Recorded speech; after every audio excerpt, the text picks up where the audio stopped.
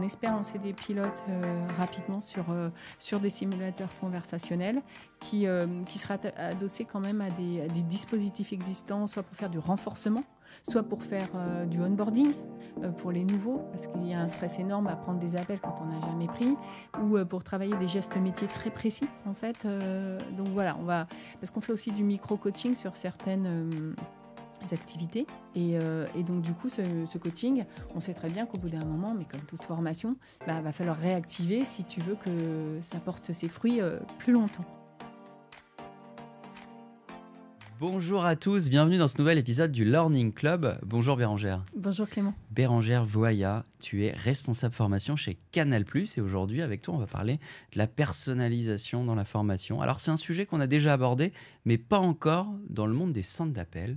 Donc on va rentrer avec toi dans le vif du sujet, tu vas nous raconter aussi l'histoire de la formation chez Canal+, ça évolue vite, ça a aussi beaucoup évolué ces dernières années.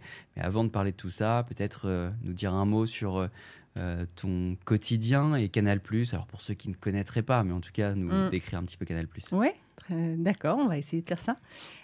Donc du coup, je suis Bérangère Voya. Je viens en fait, j'ai fait des études de maths, informatique et sciences sociales. Et en fait, j'ai débuté ma carrière comme développeuse. Et après, j'ai évolué dans les systèmes d'information. Et puis, j'ai repris des études à un moment donné. J'avais envie, je m'étais dit, tiens, les SIRH, ça peut être une passerelle. Et j'ai repris mes études au CNAM pendant 2 ans, au cours du soir. Et puis, de fil en aiguille, en 2017, on me propose ce poste de responsable formation avec pour mission de digitaliser la formation. Voilà comment j'arrive à ce poste, du coup, il y a une petite dizaine d'années. Et puis après, évidemment, de développer les dispositifs. Donc, on est chez Canal+.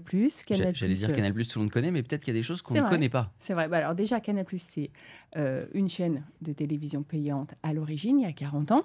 On a fêté nos 40 ans l'année dernière. Mais aujourd'hui, c'est un groupe de médias et de divertissement international. Donc, ça a pris une autre ampleur où on est aussi agrégateur. Et puis, on est sur toute en fait la chaîne de valeur audiovisuelle, de la production, de la diffusion, de la distrib, tout ça.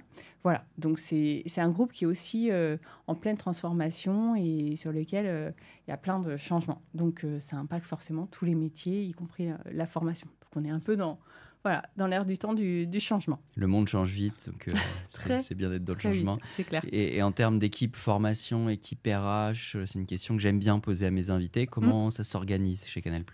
Alors l'équipe formation, la mienne, c'est la Canal Academy, et on a une petite particularité, donc on est 5, et on est rattaché au directeur commercial, au directeur business. Ce qui fait qu'on a vraiment une couleur très terrain, très business, très héroïde quand on le peut, parce que c'est pas toujours évident. Mais voilà, ça donne, c'est très pratique. Et on est 5. Il y a des profils et des sensibilités très différentes. On a 2 personnes qui viennent des centres d'appel. Donc, ils étaient conseillers clientèle eux-mêmes. Et donc, ils avaient cette expertise des centres d'appel. Et on a 2 personnes qui viennent du réseau. Donc là, c'était des formateurs présentiels pour les grandes enseignes. Et donc, du coup, ça a fait un mélange au départ. Il a fallu se trouver, il a fallu se former beaucoup. Et pour les uns, découvrir le central d'appel, pour les autres, découvrir l'animation de formation. Et voilà, c'est comme ça que depuis 2017, avec la RH, on s'est formé régulièrement parce que le digital, on ne connaissait pas au départ. Voilà. Et alors, vous avez une plateforme pour héberger les formations? Complètement, ouais. Donc, c'est ce qui s'est passé. On a une plateforme digitale pour la formation continue. On a évidemment toute la partie présentielle qui est écrite. On en parlera peut-être après, mais pour les centres d'appel, pour leur fournir tous nos supports présentiels, parce que nous, on est en lien avec les communautés de formateurs de nos partenaires de centres d'appel. On n'est pas en lien direct avec les conseillers. C'est ça aussi qui va rendre... ce que je vais découvrir au fur et à mesure, c'est que le monde du centre d'appel, c'est un monde très codé. Et puis, on ne connaît pas personnellement, je veux dire, sa cible. On a des conseillers clientèle, mais qu'on ne voit pas Évidemment, quand on se déplace sur les sites, on les voit. Mais je veux dire, ils sont en production. On ne peut pas sortir de production des... Et j'imagine que comme c'est ça. très dur d'aller les toucher, les engager, parce qu'on a une vision, et tu le disais, il y a un directeur commercial qui Oui. est pas loin, Ouais. une vision très héroïste, très Oui. Ouais. le travail d'abord, la production Carrément. d'abord et la formation après. Ou avant. Bah, oui, C'est un ce peu que les je deux. pense. Oui, Mais c'est alors la formation, j'allais dire initiale d'un conseiller, elle est quand il arrive. Alors là, je veux dire, c'est la plus évidente. Il faut bien oui, il lui faut qu'il soit apprendre, formé, il faut qu'il soit onboardé. formé exactement pour pouvoir répondre à nos clients. Ce qui est plus, je trouve en tout cas plus touchy pour nous, c'est de maintenir un état de connaissance et de maintenir, oui, la compétence de son conseiller et de l'accompagner parce qu'on va avoir des deals, on va avoir des... Nous on est un business qui évolue énormément. Nous-mêmes, on se développe, on innove. Et en plus, il y a la concurrence qui, en fait, surtout ces dernières années, c'est sans fin. En fait, il faut chaque fois se réinventer. Donc, du coup, forcément, ça impacte nos produits, nos offres. Et il faut que les conseillers puissent être formés en continu, quoi. Et donc c'est ça le Canal+ grand enjeu. a fait le choix d'internaliser sa relation client, contrairement à d'autres marques. Alors non, on est sur des partenaires. C'est des partenaires qui sont... ok. C'est vraiment des partenaires. Mais par contre, Canal+, on a fait le choix d'avoir une équipe dédiée à la formation pour les partenaires de centres d'appel. D'accord, parce que des fois on retrouve des téléperformances, des Oui. Fondever et autres qui ont leur propre équipe de formation pour former Ouais, les conseillers. Là, c'est un tout à petit peu fait. différent. C'est ça. Alors, ils l'ont aussi, mais Ok. Canal a fait le choix d'être très présent sur... On ne leur délègue pas la formation au sens où c'est nous qui fournissons tous les supports, Ok. c'est nous qui fournissons tous les supports présentiels, tous les supports digitaux pour la formation. Alors après, eux, ils forment évidemment leurs conseillers en termes salariés, mais nous, quand c'est les conseillers qui répondent à nos clients, c'est vraiment nous c'est vraiment ce choix-là d'être très présent sur notre formation. Ok. Et d'ailleurs, on a des rendez-vous avec eux dans l'année. Par exemple, on prend tous les nouveaux formateurs, et une fois par an, on les réunit dans un endroit à part, enfin, par exemple à Casablanca, enfin, dans un endroit sympa, pour vraiment s'assurer du niveau et des formateurs. On a vraiment à cœur d'accompagner les formateurs parce qu'on veut que les formations derrière, elles soient bien descendues. C'est bien important formées. pour l'image de Canal+ derrière. C'est important si on veut des conseillers bien formés, en effet. Ouais. Et on parlait en introduction de la personnalisation dans la formation, Ouais. donc on va y venir. Ouais. C'est vrai qu'on pourrait penser, quand tu nous cites ces exemples de conseillers, de milliers de collaborateurs, j'imagine, Oui. à quelque chose de très global, très large. Mais non, Oui. vous, votre choix, c'est d'être de plus en plus dans une formation qu'on va personnaliser à l'individu. Alors, qu'est-ce que ça veut dire? Et peut-être, avant de répondre à cette question, est-ce que tu peux revenir un peu en arrière? Ouais. Depuis que tu es arrivé chez Canal+, c'est quoi les grandes étapes que tu as pu voir? Ouais. Je pense que c'est intéressant pour nous. Oui, parce qu'on est passé quand même par des hauts et des bas, enfin, des recherches, des doutes, tout ça. Alors oui, au départ, comme il n'y avait rien, on part de quelque chose de très global.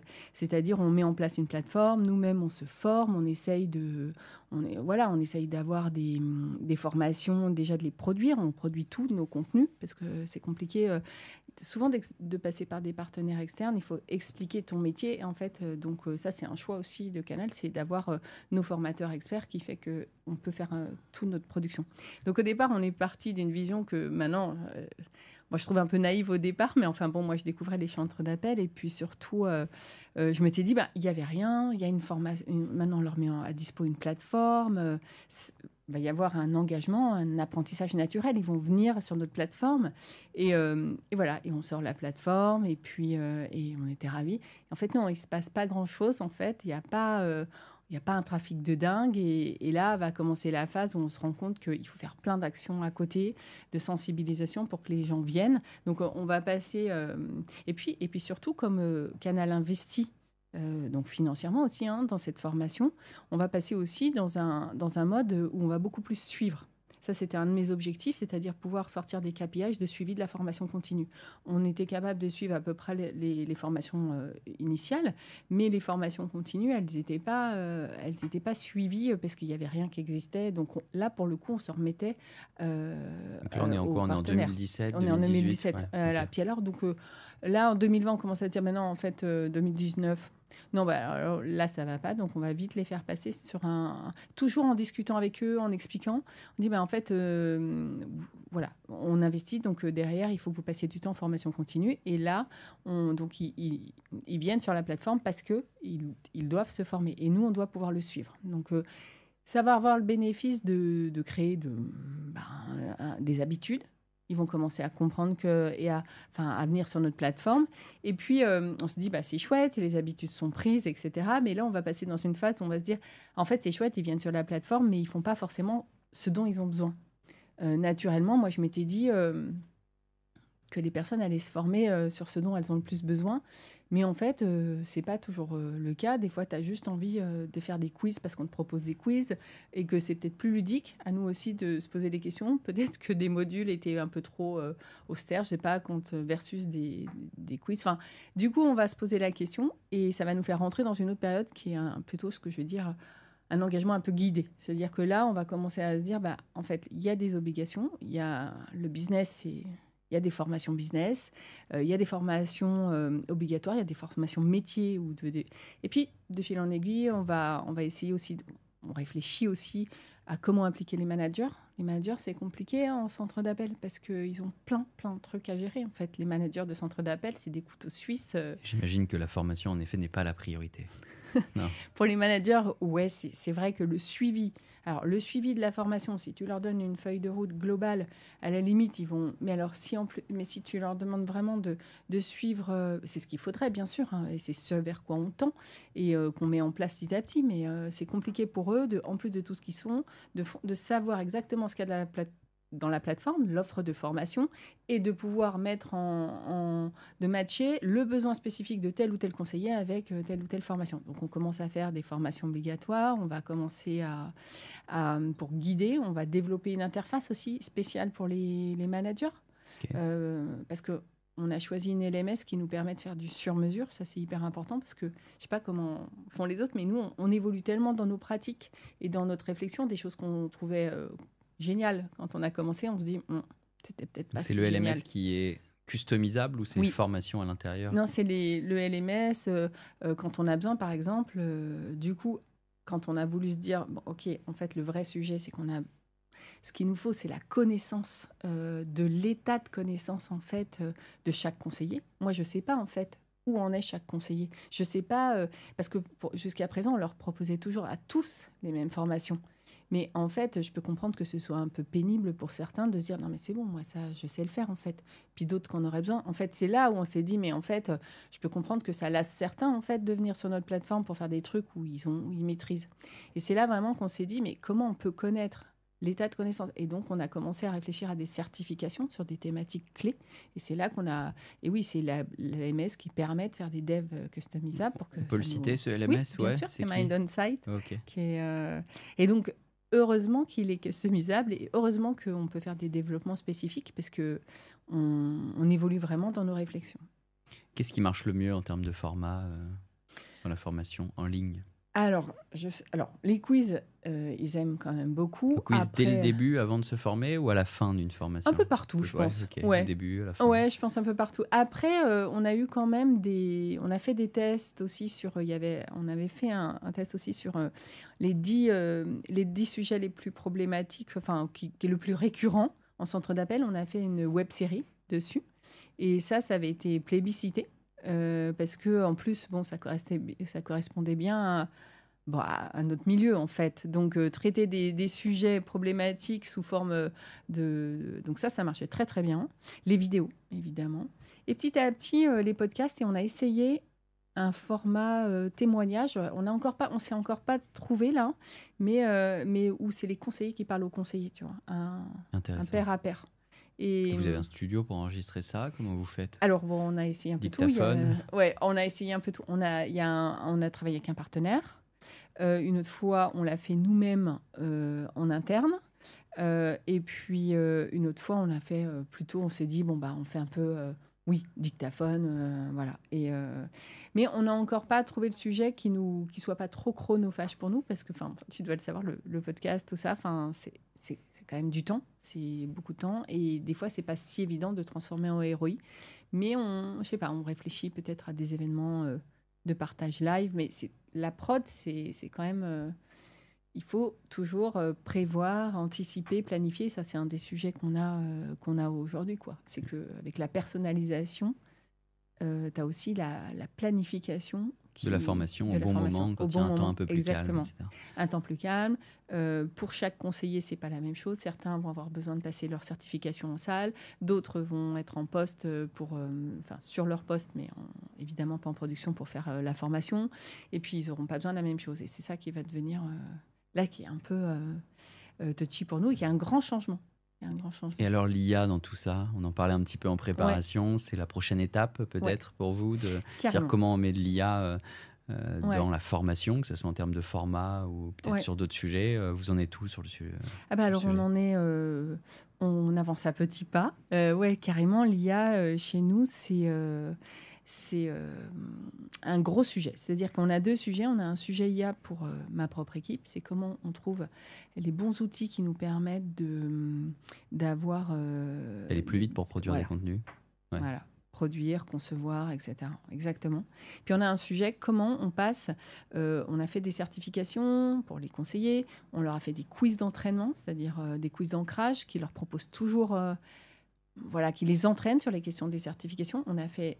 Après la certification, on a des parcours de formation automatique qui se déclenchent en fonction des résultats. Mais ça, c'est pour essayer de cartographier toute la connaissance. Et donc, le sujet, c'est la compétence aussi. Mais nous, on n'avait pas la prétention de se dire, on n'est pas sur le terrain. Donc, évidemment, tu as tout un système d'écoute. Tu peux quand même... Il y a quand même beaucoup de choses qui sont faites pour vérifier. Mais nous, en termes de compétences formation, ça fait 5 ans qu'on regarde si on peut faire des simulations, des entraînements. Et là, en fait, jusqu'à présent, c'était pas trop jouable. C'était très dur quand il n'y avait pas encore l'IA, parce que c'était les arbres avec les décisions. C'était exactement ça. Et puis, ça coûtait très cher. Ouais. Et sans que ce soit... Et donc, du coup, c'est exactement ça. Et donc, du coup, derrière, on a... Est-ce que vous avez trouvé la solution? Alors, on ne sait pas. Donc là, on est... je pense que comme beaucoup de sociétés, en plus, on a un triptyque à chaque fois sécuritaire, juridique et budgétaire, en fait, et c'est vrai, résoudre. Je me permets de t'interrompre, je pense que pas mal d'auditeurs vont te rejoindre, et nous, on le voit aussi chez Headflex. On a à chaque fois la sécurité qui s'inquiète quand il y a une solution d'IA, ce qui est tout à fait normal, parce qu'on ne sait pas trop ce qui va se passer avec le traitement de la data. Mais donc, du coup, tu confirmes que c'est le cas aussi chez vous. On regarde de très près. Ah, on regarde. Ah oui, on regarde de très très près, et juridique et sécurité. Et c'est pas toujours, selon les cas, c'est pas les mêmes blocages. Et du coup, et donc là, on est plutôt dans cette phase où on espère lancer des pilotes rapidement sur des simulateurs conversationnels qui sera adossé quand même à des dispositifs existants, soit pour faire du renforcement, soit pour faire du onboarding pour les nouveaux, parce qu'il y a un stress énorme à prendre des appels quand on n'a jamais pris, ou pour travailler des gestes métiers très précis, en fait. Donc voilà, parce qu'on fait aussi du micro-coaching sur certaines activités. Et donc, du coup, ce coaching, on sait très bien qu'au bout d'un moment, mais comme toute formation, va falloir réactiver si tu veux que ça porte ses fruits plus longtemps. Et donc là, ça fait partie des choses qu'on veut faire. Donc là, on est en plein dans les discussions, dans les validations de sécurité, de juridique. Voilà. Et donc, un exemple concret, c'est pour mon onboarding, par exemple, je pourrais avoir... une simulation où je vais m'entraîner face à un client et du coup, je suis évalué à la fin. Exactement. Okay. Et après, ça nous permet, de se dire, OK, là, il y a besoin de renforcement. Et le manager, il a des clés pour aller faire des actions. Et c'est là qu'on peut demander de travailler avec nos partenaires et de leur dire, OK, maintenant, on connaît l'état de connaissance, donc on peut faire des actions spécifiques. Si là, il y a un manque, il faut mettre en place des plans d'action, mais aussi au niveau de la compétence. Et là, avec l'IA, on pourrait entraîner les gens qui sont un peu peut-être en difficulté sur certaines thématiques. Et ça, c'est hyper puissant, quoi. Et on arriverait à la mise en pratique dans le digital learning, ce qui est quand même un des sujets depuis des années, de se dire c'est sympa d'écouter des podcasts, de suivre des modules e-learning, mais personne ne sait vraiment si ça améliore la pratique. Là, ce serait fantastique. Et bien là, ça serait... Et puis en plus, on essaye toujours évidemment de mettre ça au regard des KPIs de production. Donc là, on pourrait regarder celui qui a bien progressé, celui qui répond mieux, qui a des meilleures notes, etc. Et puis, Et puis, c'est la mise en pratique, en fait, en formation, c'est quand même le Graal. Enfin, pour moi, c'est... sinon, il manque toujours un truc, quoi, quand même. Et comment on va suivre tous ces pilotes que tu vas lancer? Oui. C'est la direction générale qui suit ça? C'est stratégique à ce point-là? Ou aujourd'hui, c'est plutôt les équipes formation, les équipes commerciales? Comment le sujet est pris chez Canal+? Alors, c'est nous, équipe formation, on fait des reporting. Déjà aujourd'hui, on suit énormément de choses et on le partage avec les équipes qui travaillent avec les centres d'appel, celles qui gèrent la relation commerciale. Mais ça part, c'est nos reporting à nous qui remontent évidemment à la direction et qu'on partage. En fait, on a des comités de pilotage tous les mois où c'est un lieu vraiment où on partage les chiffres de manière complètement ouverte. Et alors vous, dans l'équipe formation, comment vous formez à l'IA? Aller voir les nouveautés, s'acculturer sur les nouveaux outils? Par vous-même ou vous avez des formations par Canal+ Corporate? Alors les trois, j'allais dire. Ouais, non, t'as raison. En fait, on a eu des formations corporate. Par exemple, tout ce qui est sécuritaire. Là, vraiment, il y a eu, parce que, comme dans plein de boîtes, on voulait tester Chat, GPT, et tout ça. Et autres. Et autres, voilà, exactement. Tout ce qui nous passait un peu par la main. Et là, il y a eu vraiment des consignes très claires sur l'aspect sécurité. On peut pas mettre des données confidentielles. Donc voilà. Donc ça a très bien fonctionné. Donc j'allais dire, c'est plutôt des infos complètement, des modules complètement descendants, mais qui sont vitaux en fait. Et puis après, on a, moi par exemple, j'ai fait une demande spécifique pour mon équipe pour qu'on nous aide un peu à faire tout. Ouais, exactement. Parce qu'en fait, il y a un peu de tout partout. Moi-même, j'avance comme j'avance. Quoi. Tous les jours, il y a des nouveautés. C'est ça qui est dur. C'est ça qui est dur, exactement. Et en fait, du coup, on a demandé à une société de nous faire, mais alors c'est quelques jours, mais de venir nous faire pour la formation. Justement, on voulait quelque chose ciblé sur la formation. Une formation qui nous a fait utiliser des outils. Alors là, je l'avais ciblé pour mon quotidien équipe.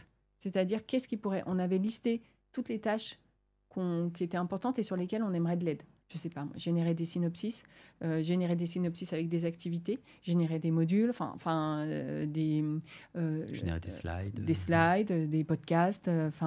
Tu vois, par exemple, on a des gros dossiers de presse. La programmation, c'est quand même notre cœur de métier. Et aujourd'hui, on n'a pas le temps de lire tous les dossiers de presse et puis faire un chouette quiz. Et puis quand on dit quiz, nous, on aime bien faire un apport de connaissances sympas avec des trucs sympas sur des anecdotes, des données sur le film, la série. Il ne faut pas que ce soit juste un quiz. Quand on passera sur Canal, ça va être un peu chiant. Et du coup, on a découvert des outils grâce à cette formation. Voilà, en 3 minutes, tu arrives à avoir un podcast après, au niveau théorique, c'est toi qui vois. Mais nous, la qualité, c'était un podcast conversationnel sur le dossier de presse. Là, notre héros... en tout cas, nous, entre rien faire et pouvoir proposer sur, tu vois, au moins nos séries cultes ou nos créations originales cultes.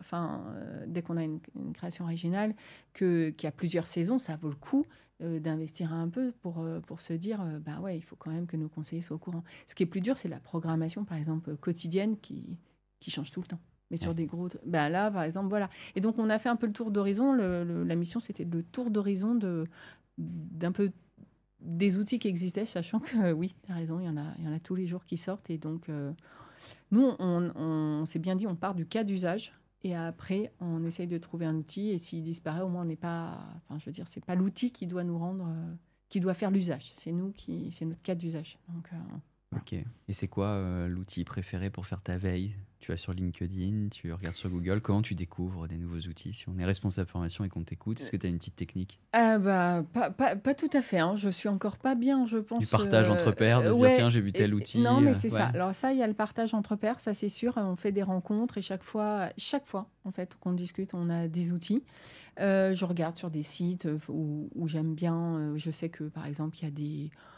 Ils vont tester des choses. Il y a des sites de tests aussi où ils testent.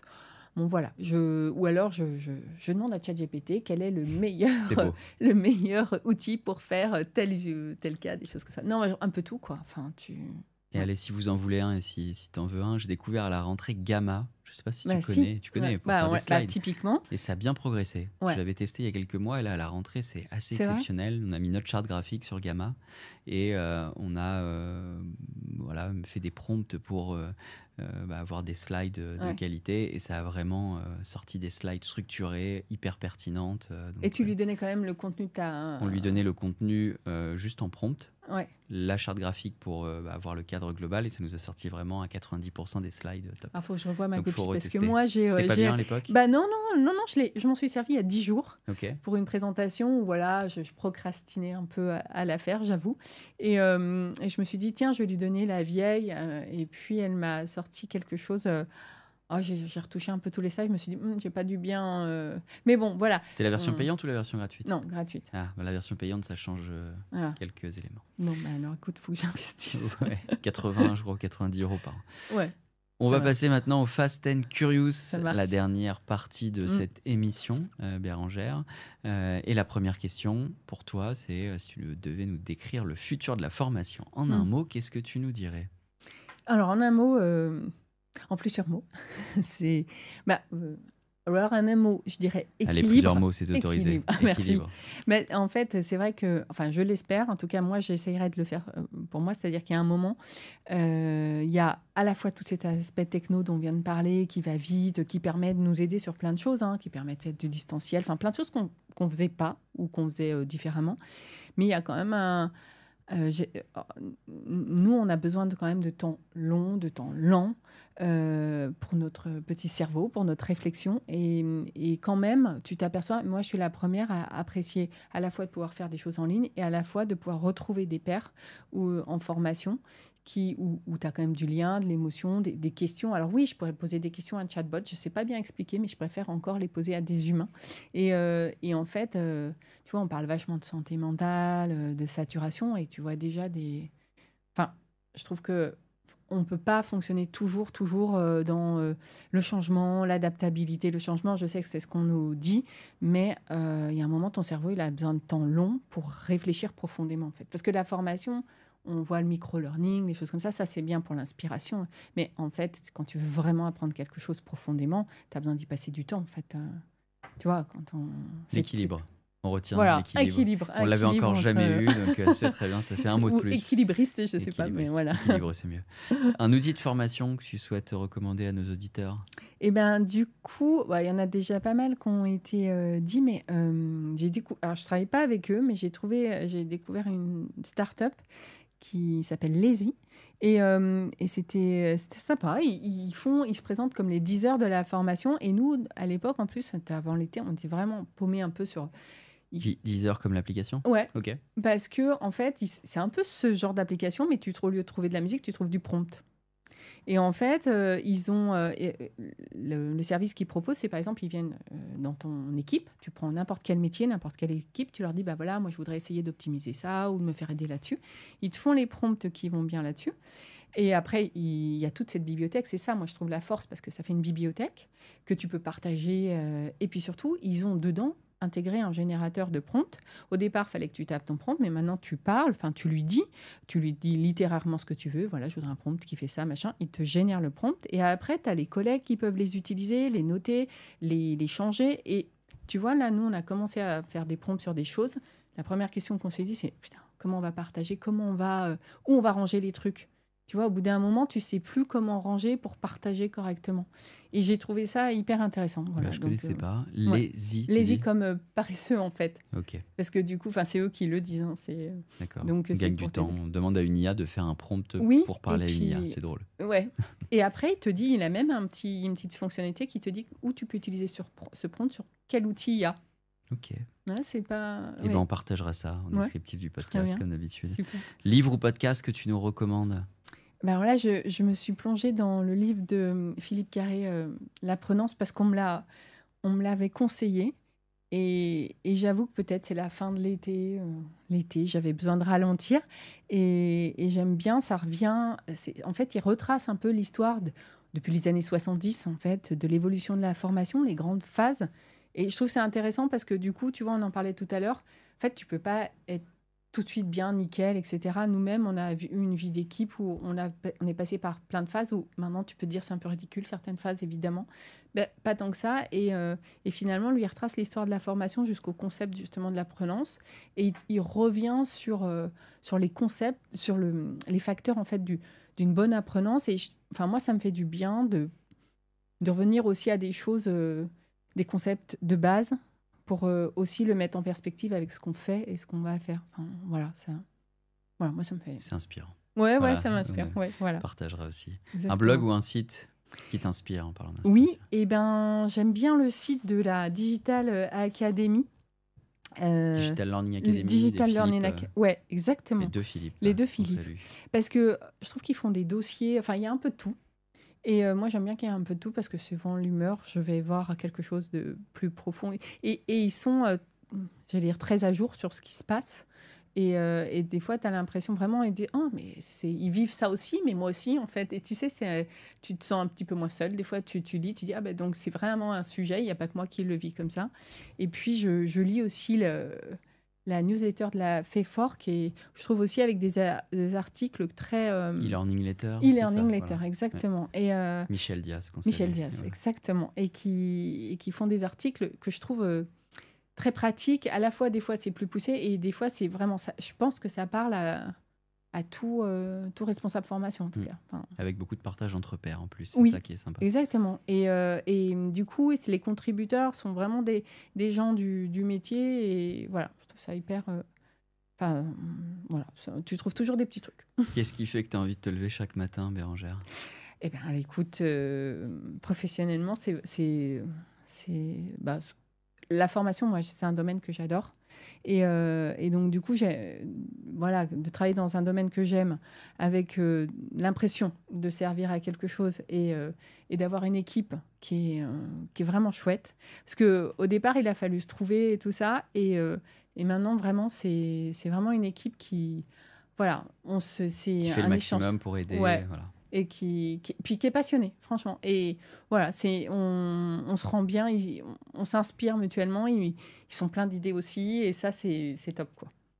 Top. Et allez, dernière question, qui Ouais. est-ce que tu nous recommanderais d'inviter dans le Learning Club qu'on n'a pas déjà eu?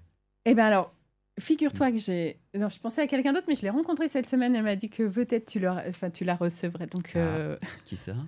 Adeline Barral de Bien Monoprix. sûr, j'étais avec elle cette semaine. Ouais. En effet, on Et prépare donc, un du coup, futur épisode pour le début d'année donc, prochaine. Je lui ai dit qu'elle me... Et en fait, je pensais aussi à une deuxième personne, à Claudine Breyer.